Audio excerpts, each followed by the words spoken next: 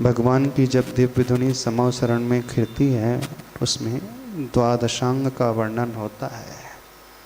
तो द्वादशांग में एक विद्यानुप्रवाद अंग, उसका भी वर्णन आया है। उसमें भिन्न भिन्न विद्याएं का वर्णन बहुत डिटेल से किया गया है। और सारा का सारा ज्ञान, चाहे निमित्त ज्ञान हो, चाहे ये विद्या आदि हो, इनका वर्णन जैन दर्शन में आता है। लेकिन वर्तमान में उसके ज्ञाता बहुत कम हैं।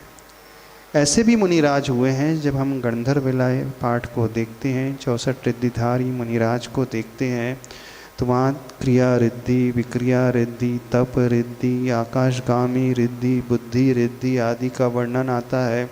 आशीर्विष रिद्धि है, दृष्टि विष रिद्धि है और औषध रिद्धि, ऐसी रिद्धि जिनके शरीर से स्पर्श की हुई हवा भी भीषण से भीषण रोगों को दूर करने वाली हो जाती है। जिनकी शरीर से निकलने वाला मल, थूक आदि जो है वह भी दवा का काम करने वाला हो जाता है। जिनके देखने मात्र से ही लोग अपने आप प्रभावित हो जाते हैं। तो जिन मुनिराज की साधना जितनी उत्तम होती है, तो वो उन मुनिराज का प्रभाव अपने आप पड़ता है। आचार्य भगवान की पूजा में आप पढ़ते हैं ना, तुम में कैसा सम्मोहन है, या है कोई जादू टोना जो दर्श तुम्हारे कर जाता नहीं चाहे तुमसे विलग होना है। ये वो चला करके प्रयोग नहीं करते, ये तो उनकी साधना से आ जाता है। तो एक बात रही ये मुनिराजों की साधना की। दूसरी है, ऐसे भी मंत्र आते हैं जिससे वशीकरण भी किया जा सकता है, उच्चाटन भी होता है, सम्मोहन भी होता है, स्तंभन भी होता है। ये तंत्र आदि की और मंत्र आदि की विद्या में आता है, इसका निषेध नहीं किया जाता है।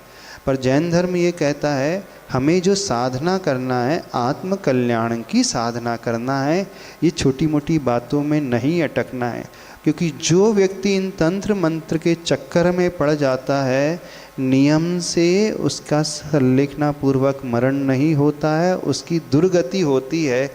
तो हम साधना के क्षेत्र में अपने आत्मा का कल्याण करने के लिए आए हैं, न कि इधर उधर के हथकंडों को अपनाने के लिए आए हैं।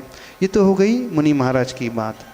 जैन शास्त्रों में ये भी बात आती है, कोई यदि श्रावक होता है, जैसे वे श्रावक इस प्रकार की विद्या को भी सिद्ध कर लेते थे। जैसे आज मंत्र नहीं, यंत्र के माध्यम से कार्य होता है ना, मशीन के माध्यम से कार्य होता है। पहले लोग मंत्र को सिद्ध करते थे और तंत्र के माध्यम से भी कार्य कर सकते थे। तो इसका हम निषेध नहीं कर रहे, वर्णन आता है। पर हमें उन्हीं विद्या का आलम्बन लेना चाहिए, उन्हीं मंत्र का आलम्बन लेना चाहिए जिससे दुनिया का भला हो सके, धर्म की प्रभावना के कार्य हो सके।